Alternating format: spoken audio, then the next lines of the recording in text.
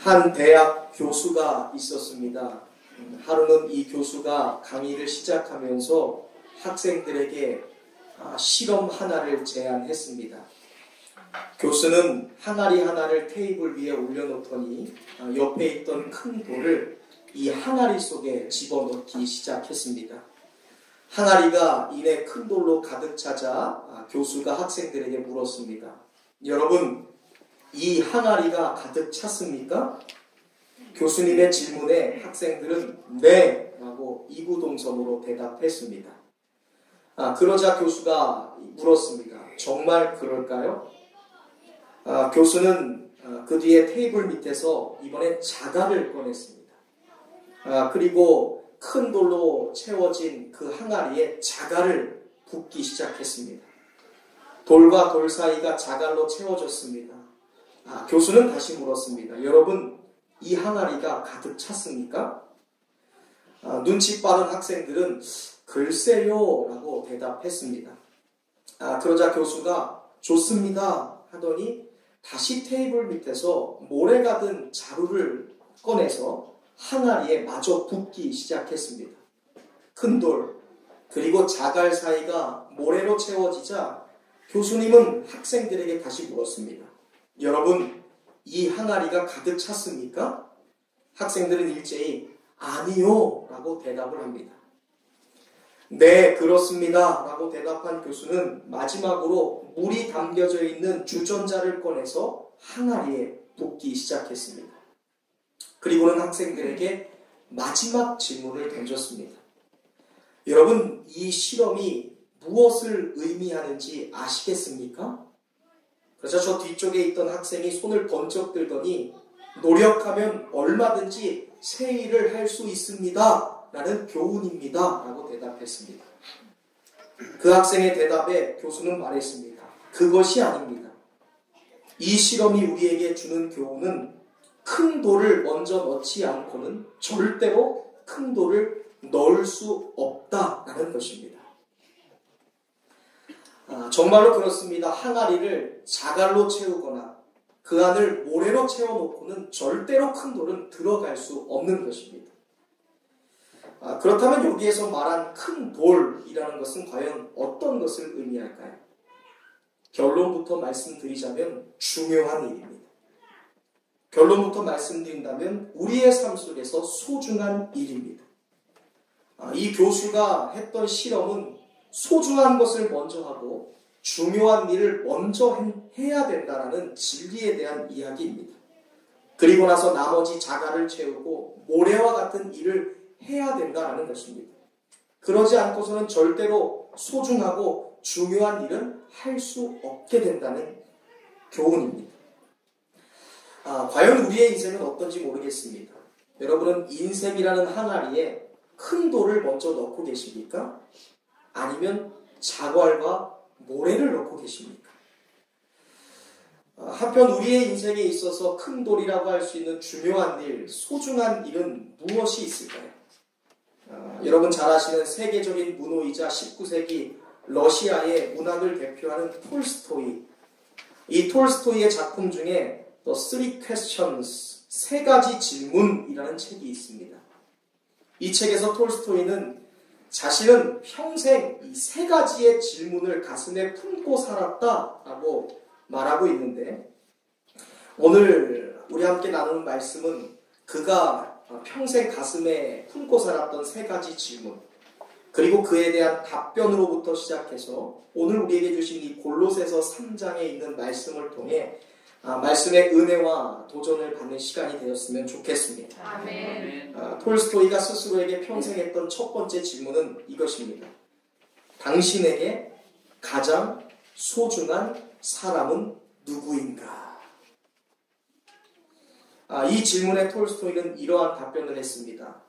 내게 있어서 가장 소중한 사람은 바로 지금 내 앞에 있는 사람입니다. 지금 내가 만나고 있는 사람이 가장 중요한 사람이고 지금 내 앞에 있는 사람이 가장 소중한 사람이라는 것입니다. 그런데 문제는 너무나 많은 사람들이 이것을 모르고 살아가고 있습니다. 지금 내 앞에 있는 사람이 누구인가? 지금 내 앞에 있는 사람이 정말 소중한 사람인 것을 알고 있는가? 지금 내 앞에 있는 사람을 정말 소중한 존재로 여기고 있는가? 그렇다면 이 질문에 대해서 우리 예수님은 어떠한 반응을 보이셨을까요? 예수님께 있어서 가장 소중한 사람은 누구였을까요? 질문 하나마나 예수님께 가장 소중했던 사람들은 예수님의 제자들이었습니다. 예수님은 자신의 제자들을 한 식구로 여기셨어요. 예수님은 제자들을 너무나 소중히 여기셨습니다. 요한복음 13장 1절에 이런 말씀이 있죠. 유월절 전에 예수께서 자기가 세상을 떠나 아버지께로 돌아가실 때가 이른 줄 아시고 세상에 있는 자기 사람들을 사랑하시되 끝까지 사랑하시니라. 아멘. 예수님은 자기의 사람들을 사랑하되 끝까지 사랑했다라고 말씀하고 계십니다. 누구나 그렇듯 모든 사람은요, 죽음이라는 것을 마주하게 될 때 비로소 삶의 자세가 달라집니다. 죽음은 우리를 더욱더 성숙한 사람으로 만들어주는 것입니다. 사랑하는 성도 여러분, 우리도 예수님처럼 우리 가까이에 있는 사람을 소중한 사람, 중요한 사람, 나의 인생의 가장 큰 돌로 여기는 그러한 지혜자들이 되시기를 주님의 이름으로 축원드립니다. 아멘. 내 옆에 있는 사람들을 사랑하고 소중하게 여기며 아끼고 예수님처럼 섬길 수 있기를 주님의 이름으로 다시 한번 부탁드립니다. 아멘. 예수님은 제자를 친구처럼 사랑하셨어요. 예수님은 제자들을 자기의 가족처럼 사랑하셨습니다. 심지어 요한복음 15장 21절 이하에 보면 예수님은 친구를 위하여 자기의 목숨을 버리는 사랑이 가장 큰 사랑이다 라고 말씀하셨습니다. 내 계명은 곧 내가 너희를 사랑한 것 같이 너희도 서로 사랑하라 하신 이것이라. 사람이 친구를 위하여 자기의 목숨을 버리면 이보다 더 큰 사랑이 없나니 너희는 내가 명하는 대로 행하면 곧 나의 친구라. 예수님은 내가 내 옆에 있는 사람을 사랑할 때 너희가 나의 친구가 될 것이다 라고 선언해 주셨습니다. 감히 피조물인 인간이 창조주신 하나님의 친구가 될 수 있는 방법을 우리에게 말씀하시는 거예요. 내 앞에 있는 사람을 소중히 여기고 사랑할 때. 지금 내 앞에 있는 소중한 사람들은 누굽니까? 먼저는 우리의 가족들입니다. 남편, 아내, 부모, 자녀, 일가 친척들 모두 다 내게 소중한 사람들입니다. 과연 그렇다면 우리는 나의 가족, 우리의 친척들을 진정으로 소중히 여기고 있는가 하는 질문이 생깁니다. 참으로 안타까운 것은 밖에서는 잘하는데 집에서는 못하는 사람이 있습니다. 월급 주는 사장한테는 잘합니다. 그런데 자기가 열심히 일할 수 있도록 밥 차려주는 아내에게는 잘 못하는 사람이 있습니다. 학교 선생님이나 학원 선생님에게는 굉장히 잘하는데 자기 남편에게는 함부로 하는 사람이 있어요. 사회적인 관계 속에서 내게 이익이 되는 타인은 소중히 여깁니다. 그에게는 어떻게든 잘 보이고 싶은데 정작 자기 가족은 소중히 여기지 않는 사람이 있다는 것입니다. 이런 사람은 마치 보석은 버리고 돌을 취하는 그런 안타까운 사람의 모습이 아닐지 모르겠습니다. 우리에게 가장 소중한 사람은 지금 내 옆에 있는 사람입니다. 내 옆에 있는 나의 남편이고 아내이고 우리의 부모이고 자녀인 것입니다. 여러분 이것을 잊지 않기를 주님의 이름으로 축원드립니다. 가족을 생명처럼 소중히 여기는 저와 여러분 되시길 주님의 이름으로 축원드립니다. 서울 광진구에 있는 이 화양감리교회라는 교회가 있습니다. 이곳에 우리 감리교회에 아주 자랑스러운 장로님 한 분이 계시는데 최의숭 장로님이라는 분이십니다. 이 최 장로님은 대우그룹에서 시작해서 초고속 승진하고 40세 때 대의그룹을 창시했던 창업주입니다. 최 장로님은 어머니로부터 3가지의 유산을 물려받았습니다. 주일 성수, 온전한 11조, 말씀에 대한 순종. 이 3가지의 유산을 어머니께 물려받은 최의숭 장로님은 평생을 다해 이 3가지를 실천하며 살았습니다. 그랬더니 하나님은 성경에서 약속하신 대로 100배, 60배, 30배가 아니라 자신에게는 10,000배, 100,000배, 10,000배의 복을 주셨다라고 간증하고 다니시는 분입니다. 최우순 장로님이 무려 4권의 책을 냈는데 그 책 중에 죽게 하듯 하라라는 책이 있습니다. 이 책에 보면 이 최 장로님 부부가 40평생을 살면서 단 한 번도 부부싸움을 하지 않았다라는 에피소드가 등장합니다. 이 이야기를 하실 때 사람들이 아니 어떻게 장로님 40평생을 사는데 한 번도 안 싸울 수 있습니까? 궁금해하고 질문합니다. 그때 이 최우승 장로님이 이야기하시는 것이 오늘 우리가 읽었던 골로새서 3장에 있는 본문입니다. 23절 말씀. 무슨 일을 하든 마음을 다하여 누구께 하듯 하고 주께 하듯 하고 사람에게 하듯 하지 말라. 40평생 사는데 어떻게 아내와 남편과 부부싸움 하지 않을 수 있습니까? 라고 묻는 사람들에게 장로님은 골로새서 3장 23절 우리가 평생 부부싸움 하지 않는 것은 저는 제 아내를 한 번도 가볍게 생각해 본 적이 없습니다. 물론 제 아내도 마찬가지일 겁니다. 부부가 서로 죽게 하듯 하는데 싸울 수가 없습니다. 서로 죽게 하듯 하면 사랑하게 되고 서로 죽게 하듯 하면 이해하게 됩니다. 너무나 대단한 신앙의 고백이 아닐 수 없는 것입니다. 이 장로님의 고백 뒤에 저를 한번 돌아보았어요. 사실 저는 목사이지만 제 아내를 죽게 하듯 하지는 못합니다. 제 아내를 향해서 죽게 하듯 대하지 못하는 저의 부족하고 연약한 모습을 보았습니다. 그런데 그럼에도 제가 저의 아내를 사랑할 수 있는 것은 저 사랑이 하나님이 저에게 주신 가장 소중한 선물이라는 것을 제가 믿고 확신하기 때문입니다. 죽게 하듯 하지는 못하지만 저 사람이 하나님이 내게 주신 선물이라는 것을 믿고 확신할 때 그를 사랑할 수 있는 것이고 감사할 수 있는 것이고 여러분의 남편이 있고 여러분의 아내가 있고 우리의 부모가 있고 우리의 자녀가 있을 때 이 일가 친척들이 있을 때 그들을 죽게 하듯 그들을 사랑할 수 있기를 바랍니다. 아멘. 그러나 이것이 어려울 때 저처럼 하나님이 내게 주신 선물이라고 생각해 보십시오. 아멘. 그렇다면 감사할 수 있게 되고 이해할 수 있게 되는 것입니다. 또한 우리 앞에 있는 소중한 존재는 누구일까요? 우리의 직장에서 또한 우리가 살고 있는 동네에서 만나는 사람들일 것입니다.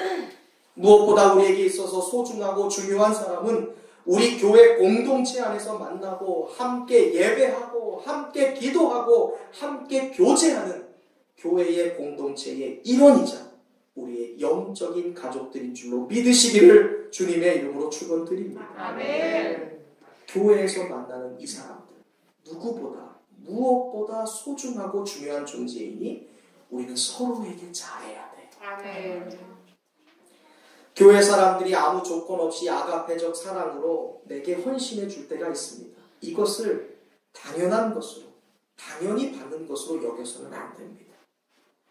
선교회 회장님이, 팀장님이, 속장님이 실은 내색하지 않고 나를 다 받아준다고 절대로 교회 공동체 식구들을 함부로 대해서는 안 됩니다. 성도들을 대할 때 우리는 주님이 이야기하신 것처럼 죽게 하듯 해야 됩니다. 그래야 복을 받아요. 아주 오래전의 이야기입니다. 실화예요. 한국전쟁 이후에 20대의 한 청년이 낡은 트럭 한 대를 가지고 미군 영내의 하청, 청소 일을 하던 청년이 있었습니다. 어느 날 이 청년이 인천에서 트럭에 짐을 싣고 서울로 돌아오는 길에 길 한복판에서 한 외국인 여성이 난감해하는 모습이 운전을 하는데 보였습니다. 그냥 지나갈까 하다가 차를 세우고 그 여인에게 다가갔습니다. 사정을 물으니까 차가 고장이 났던 것입니다. 그때 이 청년이 1시간을 가까이 고생해서 이 외국인 여성의 차를 고쳐주었습니다. 그러자 이 외국인 여성은 자기의 수중에서 어마어마한 돈을 꺼내더니 살해를 하려고 하네요. 그러니까 이 20대의 청년이 우리 한국 사람들은 이 정도의 친절은 베풉니다. 됐습니다. 긋고 사양합니다. 그런데 이 외국인 여성이 알았으니까 그러면 주소라도 좀 알려달라. 그래서 주소를 알려주고 급히 자신의 일터로 돌아왔습니다. 다음 날이 되자 이 외국 여성이 한 남성과 같이 자신의 일터에 나타났습니다. 그런데 놀랍게도 이 여성과 함께 온 그 남자는 미 8군 사령관이셨어요. 자신이 도와주었던 여성이 미 8군 사령관의 아내였던 것입니다. 이 사령관이 너무나 고마워하며 살해를 하려고 해도 끝끝내 이 청년은 극구 거절하면서 나는 명분 없는 돈은 받지 않습니다 라고 얘기합니다. 그러자 사령관이 그럼에도 좀 받으라 계속 사정을 하니까 그렇다면 나를 도와주시려거든 내게 사료하려거든 명분 있는 일을 도와주십시오 라고 제의를 합니다. 사령관이 명분 있는 일은 그럼 무엇인가 라고 물어보니까 이 청년이 미 8군에서 나오는 폐차가 있으면 그것을 나에게 주십시오. 미군에서 쓰고 폐차된 그 차를 고쳐서 사업하는 그 일을 내가 할 수 있기를 원합니다. 그 전권을 저에게 주십시오 라고 제의를 합니다. 뭐가 어려워요? 사령관인데 어차피 고물로 팔아넘겨야 될 그 폐차 그 청년에게 주는 게 뭐가 어렵습니까? 아무 일도 아닙니다. 그래서 선뜻 그렇게 하십시다 라고 이야기를 합니다. 이 청년이 열심히 미 8군에서 나온 폐차를 가지고 고쳐서 사용하는 폐차 사업을 시작했습니다. 미 8군의 사령관의 아내에게 호의를 베풀었던 이 청년, 그 청년이 과연 누군지 아십니까? 바로 한진그룹의 창업자인 조중훈 회장입니다. 오늘날 이 청년이 대한항공의 전신, 그 청년이 세웠던 그룹이 바로 대한항공이에요. 우리에게 있어서 가장 소중한 사람이 누구인지를 극명하게 보여주는 좋은 예화입니다. 여러분, 우리에게 있어서 소중한 사람이 누구입니까? 바로 내 교회, 내 선교회, 내 속회의 가족들이에요. 아멘. 어려움을 겪는 우리의 가족들이 있습니다. 고통 속에 있는 우리의 성도들이 있습니다. 그 사람들이 나에게 있어서 가장 소중한 사람들인 줄로 믿으시기를 바랍니다. 아멘. 우리의 공동체 이런 가운데 눈물 짓고 있는 성도들이 있습니다. 가슴 아파하는 우리의 가족들이 있습니다. 이분들을 소중히 여기고 섬겨야 됩니다. 아멘. 그것이 복받는 길이에요. 아멘. 내 앞에 있는 성도를 소중히 여기고 그가 즐거울 때 함께 즐거워하고 그가 울 때 함께 울어주는 성도들이 되시기를 주님의 이름으로 축원드립니다. 아멘. 제가 목회를 해보니까요, 분명한 사실이 있어요. 지금 여러분의 곁에 있는 이 영적인 가족들만이 여러분 인생의 끝까지 가는 유일한 사람들이랍니다. 여러분 인생의 마지막에 누가 남아있을 것 같으세요? 지금 우리와 함께 예배드리고 있는, 우리와 함께 공동체 일원이 되고 있는 이 영적인 가족들이 우리 인생의 무덤까지 함께하는 사람들인 줄로 믿으시기를 바랍니다. 아멘. 소중히 여기십시오. 아멘.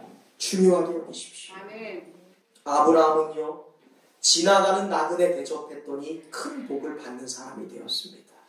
지금 내 앞에 있는 사람, 나의 가족, 우리와 함께 있는 공동체의 이런 영적인 가족을 소중한 사람으로 여기고 섬기는 것, 이것이 인생이란 항아리에 큰 돌을 넣는 지혜인 줄로 믿으시기를 바랍니다. 아멘. 두 번째 톨스토이의 질문은 이것입니다. 지금 당신에게 있어서 가장 중요한 일은 무엇인가?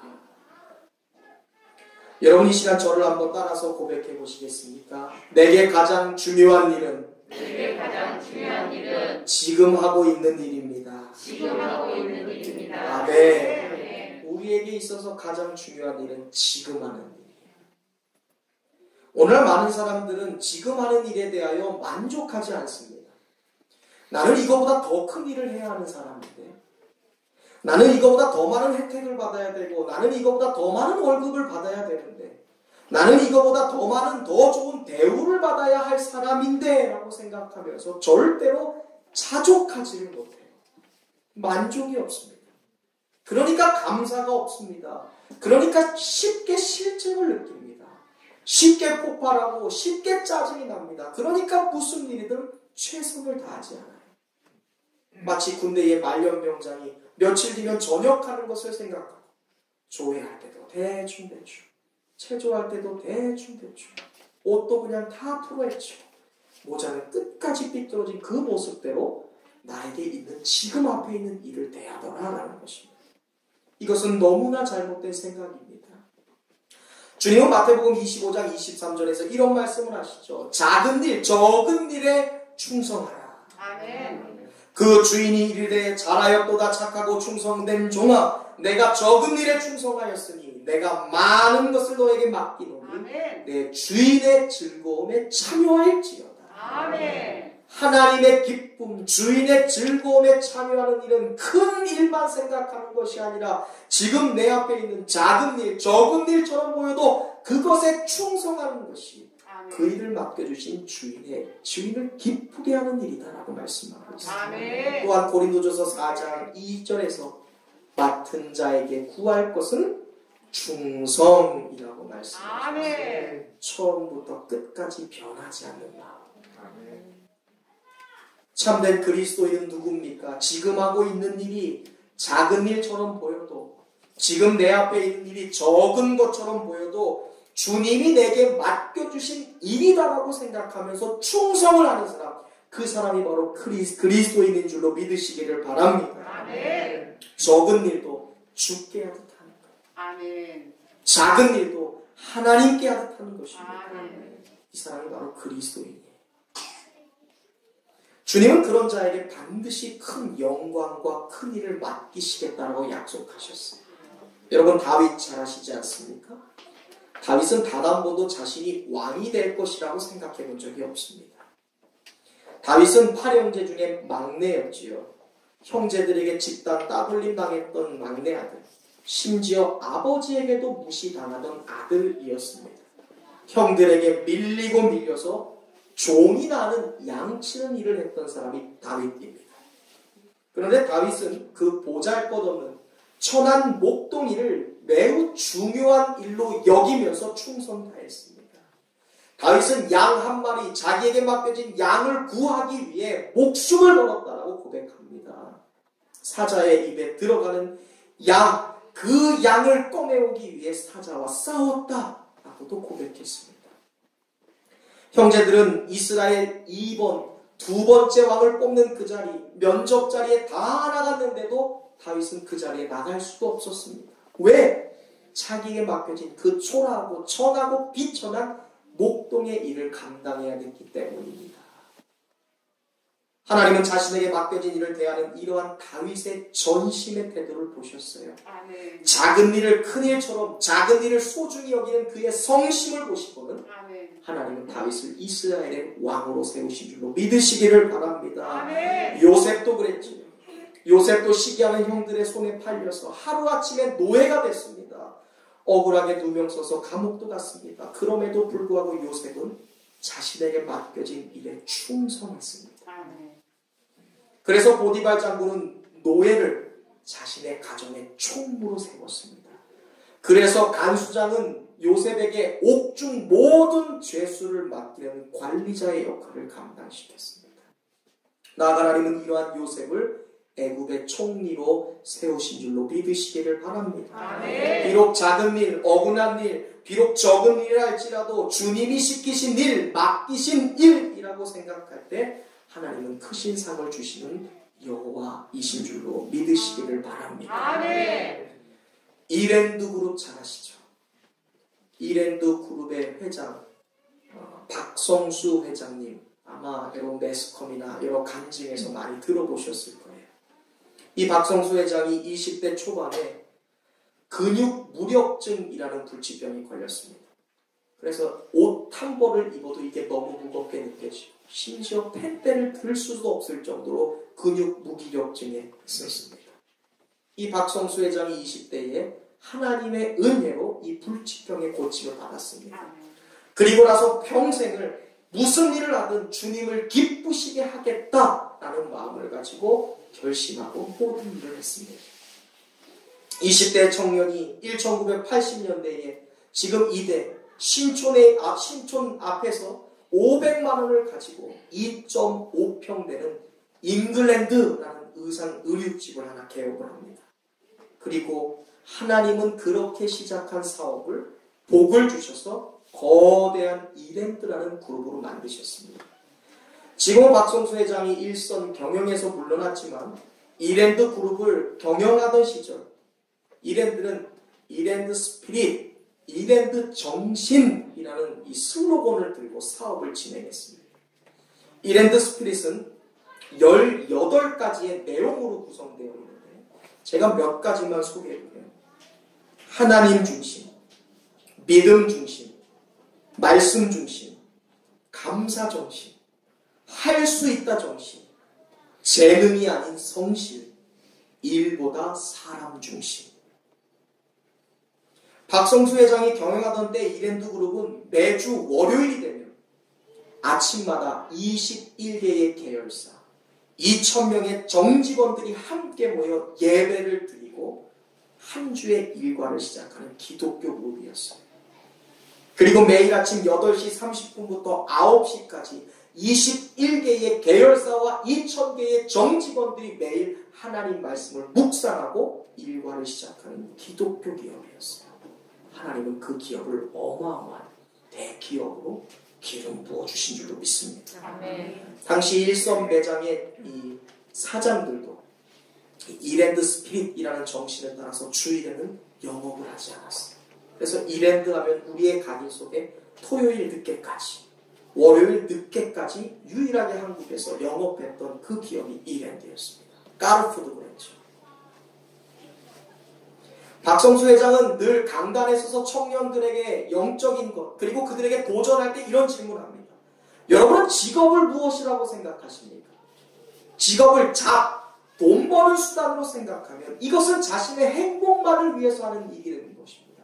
그런데 여러분에게 도전합니다. 직업은 잡이 아닙니다. 콜링입니다. 하나님의 부르심입니다. 직업을 하나님의 부르심이라고 여길 때 그 직업은 하나님께 기쁨이 되는 것이고 그 직업은 다른 사람에게 행복을 주는 것이고 그 기쁨은 그 직업은 하나님께 영광 올려드리게 위해서 되는 성직이 될 것입니다. 라고 박성수 회장은 이야기했습니다. 박성수 회장은 시편 128편 1절에서 여호와를 경외하며 그 도를 행하는 자마다 복이 있도다라고 약속하신 그 말씀은 삶에서 증명하는 위대한 신앙입니다. 사랑하는 성도 여러분, 여러분이 하는 일이 무엇이든 그것은 중요한 것이 아닙니다. 우리가 하는 일, 이것이 하나님의 나라, 하나님의 영광, 하나님의 의와 관계되어 있다면 그것은 무슨 일이 되었든 성직이 되는 거예요. 아멘. 하나님을 위해서 하는 일이 되는 것입니다. 여러분, 여러분에게 맡겨진 그 직업, 여러분이 하는 일을 성직으로 느끼십니까? 아니면 돈 버는 수단으로 여기십니까?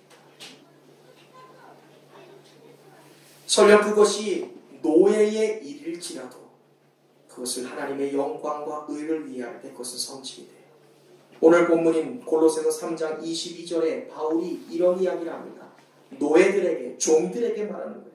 종들아, 모든 일에 육신의 상전들에게 순종하되 사람을 기쁘게 하는 자와 같이 눈가림하는 것이 아니라 오직 주를 두려워하여 성실한 마음으로 하라. 아멘. 23절 무슨 일을 하든지 마음을 다하여 주께 하듯 하고 사람에게 하듯 하지 말라. 우리가 직장에서 하는 일, 사업하는 일, 그것이 하나님이 내게 맡겨주신 콜링, 부르신 일이라고 생각하며 하나님의 영광을 위해 일할 때 이것이 우리에게 하나님이 맡겨주신 하나님의 일이요 거룩한 성직인 줄로 믿으시기를 바랍니다. 아멘. 세상의 일과 하나님의 일은 어떠한 마음으로 그 일을 하느냐에 따라 결정짓는 거예요. 자녀를 돌보는 일, 학업하는 일, 밖에 나가서 돈을 벌어오는 일, 내게 맡겨진 모든 일, 어떠한 마음과 동기로 하고 계십니까? 세상의 어떤 것도 하나님의 영광과 하나님의 의와 하나님의 나라를 위해 한다면 그것은 구별된 일, 곧 거룩한 일이 되는 것이죠. 아멘. 세상 직업이라도 그것을 하나님이 내게 맡겨주신 나를 부르신 일이라고 생각할 때 성실하게 일하면 그것은 세상 사람들과 분리된 거룩한 성도들이 되는 것입니다. 아멘. 우리는 어떤 일이든 거룩한 성직을 감당하는 자세로 일해야 될 줄로 믿습니다. 아멘. 여러분이 어떠한 마음으로 일을 하느냐, 어떠한 마음으로 그것을 하느냐, 이것이 중요한 것이에요.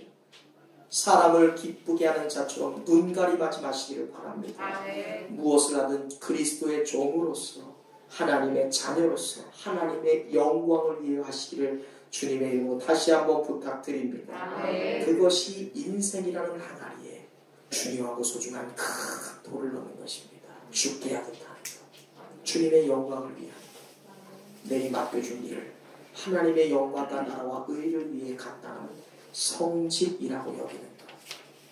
그래야 롱런할 수 있어요. 지치지 않습니다. 불편하지 않습니다. 대충 하지 않는 것이죠. 마지막 톨스토이를 통해 우리에게 전해지는 질문. 인생이라는 항아리에 무엇을 담고 계십니까? 세 번째, 톨스토이가 평생토록 가슴에 품었던 질문은 이겁니다. 당신에게 가장 값진 시간은 언제인가? 우리 인생에 있어서 가장 값진 시간은 바로 오늘, 바로 지금이라는 시간입니다. 내게 주어진 시간은요, 여러분 오직 지금이라는 시간밖에 없습니다. 여러분 한번 생각해 보세요. 나의 힘이 닿을 수 있는 시간의 영역이 얼마나 될까요? 답은 군대 없습니다. 지금만 나의 힘이 닿는 거예요. 과거도 돌이킬 수 없고 미래도 절대로 내 마음대로 조정할 수 없는 우리는 연약한 인생. 모든 인생에 힘이 닿을 수 있는 유일한 시간은 지금밖에 없어요. 오늘이라는 시간밖에 없습니다. 과거는 지났기에 내가 어찌할 수 없습니다. 내일은 어떻게 될지 모르기 때문에 나의 시간이 아닙니다. 하나님의 시간이죠. 다만 지금 우리는 오늘이라는 지금이라는 순간을 살 뿐입니다. 그럼에도 사람들은 과거를 추억합니다. 과거와 미래에 집착합니다. 그래서 오늘을 잃어버립니다. 여러분 생각해 보세요. 사람들은요 행운을 따라요. 어제 제가 이렇게 가면서 우리 선교 가슴도 집을 딱 지나쳐서 여기 보면 로또방이 하나 있습니다. 얼마나 허황된 한 방을 노리고 사람들이 6시, 7시에 거기 서 있는지 몰라요. 사람들은 저마다 행운을 찾아요. 행운, 그 행운이 내게 왔으면. 그래서 네이크로바 뽑지 않습니까? 근데 여러분 네이크로바 뽑기 위해서는 어디 들어가야 돼요? 크로바 밭에 들어가야 돼요. 다 세이크로바입니다. 네이크로바 행운이라는 걸 뽑기 위해서 모든 세이크로바를 다 짓밟아요. 그런데 여러분 세이크로바의 꽃말이 뭔지 아세요? 행복이에요. 행운 쫓기 위해서 행복을 짓밟습니다. 행복이라는 널려있는 세이크로바를 다 짓밟아버리고 거기에서 허황된 행운이라는 것을 쫓아서요. 그것이 인간의 한계예요. 내 눈앞에 행복이라는 세이크로바가 널려있는데 행운 쫓기 위해 그거 다 행복을 짓밟고 살아가는 것입니다.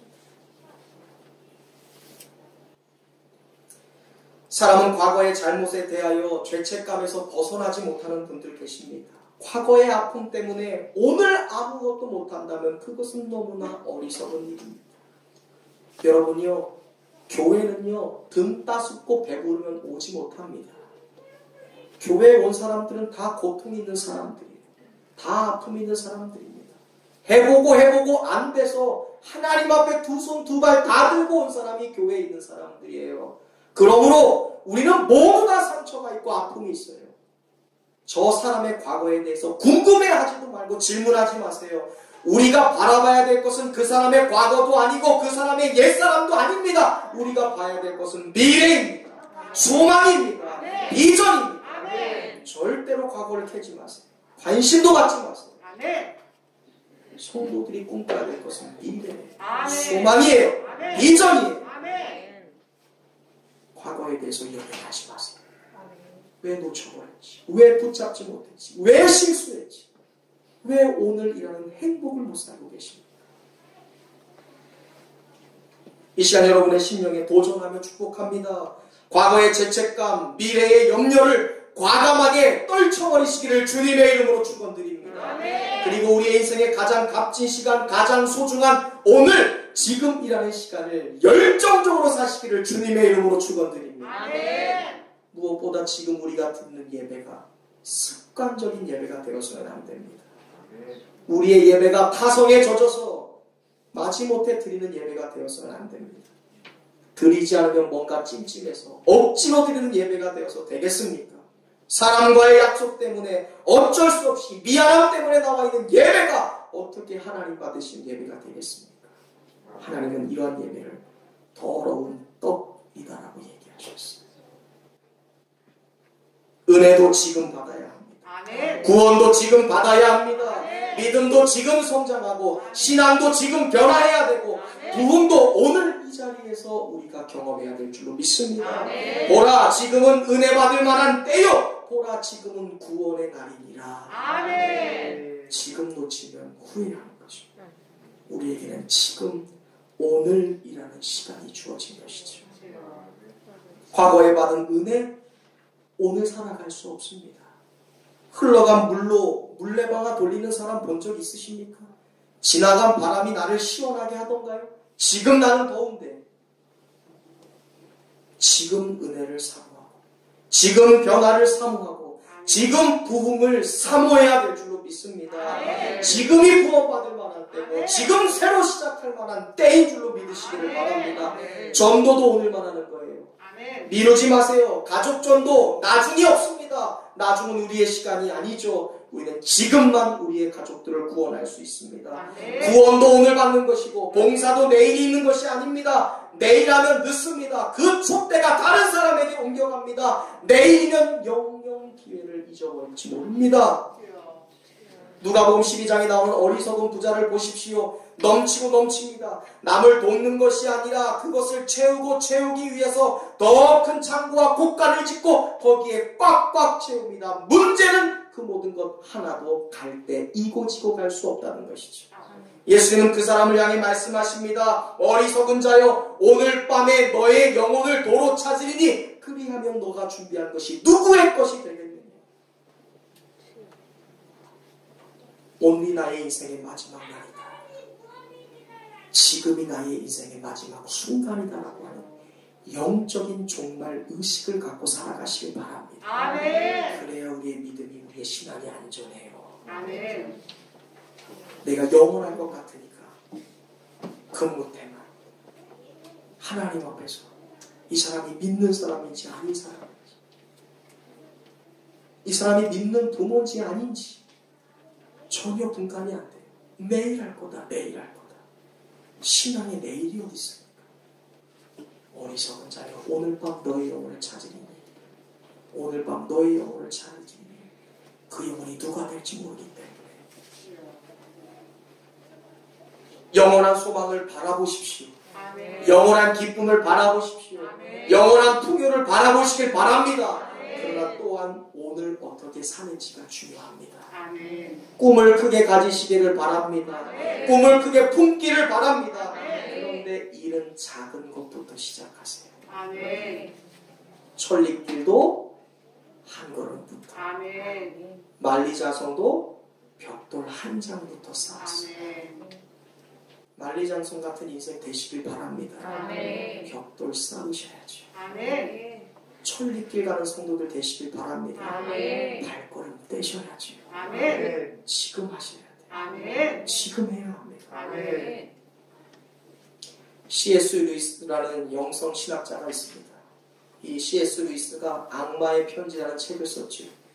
이 책에 보면 사단이 우리를 어떻게 노략질하고 공격하는지에 대한 말씀을 합니다. 어떤 사람이 일주일에 한 번씩 도서관에 나가서 책을 읽는 좋은 습관을 가졌습니다. 그런데요, 한 번은 도서관에서 책을 보는데 한 번도 본 적이 없는 성경책이 비처럼 자신의 눈에 들어왔습니다. 와, 내가 이번에 성경책을 읽어봐야지. 성경책을 꺼내려고 하는데 악마의 속삭임이 들렸습니다. 무슨 골치 아픈 생각을 그렇게 하노? 시간 다 됐어. 점심이나 먹고 와. 그래, 시간 많은데 점심 먹고 성경 읽지. 그만 성경책을 놓고 식사하러 갔습니다. 돌아와서 성경책 읽으려고 하는데 또다시 마귀가 속삭입니다. 차 한 잔 마시고 봐. 뭐 이렇게 바쁘게 살려 하니. 차를 마시고 성경책 읽으려고 하자 이번에 또 속삭입니다. 네가 아직 보지 못한 책이 이렇게 많은데 뭐하러 성경을 보려고 하노. 결국 이 사람이 영생과 구원이 담겨있는 성경책을 끝끝내 보지 못했다라고 이 책은 정리하고 있습니다. 사단이 가진 최고의 전략이 뭘까요? 낙심? 저주? 실패? 아니에요. 미루기 작전이에요. 미루는 거예요. 사랑하는 사람을 같이 함께 있어주고 함께 셀모임에 나 속회를 하고 예배를 드리고 기도를 하고 말씀을 보는 일을 미루는 거예요. 그것이 사단이 우리에게 쓰는 전략이에요. 우리는 이 미루기 전략에 매일같이 무너집니다. 저는 중요한 일, 내일로 미루게 하는 사단의 전략에 우리 성도들이 절대로 놀아나지 않는 깨어있는 신앙인, 구별된 거룩한 성도들 되시길 주님의 이름으로 축원드립니다. 아멘. 오늘 시작하고 아멘. 오늘 부흥하고 아멘. 오늘 믿음을 갖고 오늘 신앙의 변화를 우리가 창조해내며 오늘 하나님을 더 예배하고 기도하고 사랑하는 것, 그것이 오늘 우리에게 맡겨진 좋은 일을 하는 것입니다. 아멘. 과연 여러분 이 예배 자리에 어떤 마음으로 나오셨습니까? 여러분의 예배의 자세는 하나님께 과연 몇 점이 될까요? 사랑하는 성도 여러분, 우리의 예배가 하나님 보시기에 하하호호 보시기에 좋았더라 또 한 예배가 될 수 있기를 주님의 이름으로 축원드립니다. 아멘. 날로 더욱 새로워지는 교회, 지금 이 자리에서 시작하시길 주님의 이름으로 축원드립니다. 아멘. 예배가 무너졌다면 그 예배를 다시 세워주시기를 주님의 이름으로 축원드립니다. 아멘. 기도가 무너졌다면 기도를 세우시기를 바랍니다. 아멘. 코로나라고 하는 그럴듯한 핑계로 벗어나려고 하지 마세요.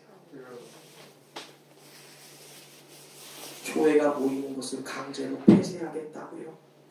믿음은 여러분의 모습이에요. 전 계속 말씀 전할 겁니다. 고깃집에 가보셨어요? 성경아 성도와 이번 주에 고깃집에 가는데 고깃집 처음에 우리만 있었는데 먹다 보니까 이 많은 사람이 와요. 고깃집에 들어오라고 들어오지 말라고 국가에서 문자 보냅니까? 여러분 말도 안 되는 그거에 휘둘리지 마세요. 그리고 여러분의 믿음이 상황이 달라서 집에서 영상을 보며 예배 드리거들라 제발 교회 오듯이 따뜻하게 차려입고 좋은 정신과 맑은 자세와 하나님 앞에 예배의 승리자들 되시길 주님의 이름으로 축원드립니다. 아멘. 다 끝나거나 바이러스 잠재되면 그때 시작해야지. 미련한 자여 어리석은 자여 오늘 밤에 너희 영혼을 도로 찾으리니. 사랑하는 성도 여러분, 무엇으로 우리의 인생의 항아리를 채워야 할까요? 저는 세 가지로 말씀드렸습니다. 지금 이 순간으로 채우시기를 바랍니다. 아멘. 오늘 할 일 내일로 미루시길 바랍니다. 감사도 미루지 마시고 봉사도 미루지 마시고 사랑도 미루지 마시고 용서도 미루지 마시고 아멘. 무엇보다 예배를 미루지 마세요. 아멘. 기도도 미루지 마시고 성경 읽는 것, 은혜 받는 것은 더더욱 미루어서는 안 됩니다. 아멘. 다른 것 다 포기해도 하나님 만나는 그것을 포기해서는 되겠습니까? 하나님은 나를 경외하고 나를 소중히 여기는 자를 내가 소중히 여기고 경히 여긴다라고 중요하게 여긴다고 말씀하셨어요. 하나님을 홀대하는 자는 하나님께 홀대받는 것입니다. 하나님을 무시하는 자는 하나님께 무시당하는 거예요.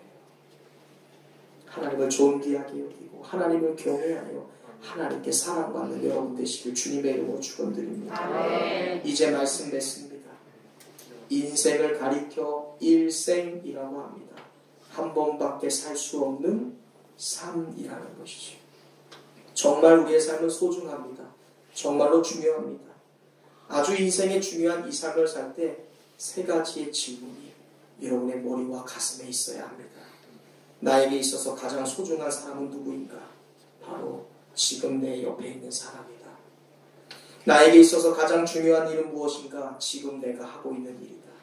나에게 가장 값진 시간은 언제인가? 바로 지금 이 순간이다. 아멘. 이것이 우리 인생에서 가장 소중하고 중요한 일입니다. 이 중요한 돌부터 우리의 인생의 항아리에 채워서 하나님께 기쁨이 되고 또한 온 세계와 열방 그리고 우리의 가족과 우리의 교회와 이 지역과 이 민족이 정말 살맛나는 그런 멋진 인생으로 만들어가는 우리 명품 성도들 되시기를 주님의 이름으로 축원드립니다. 축원드립니다.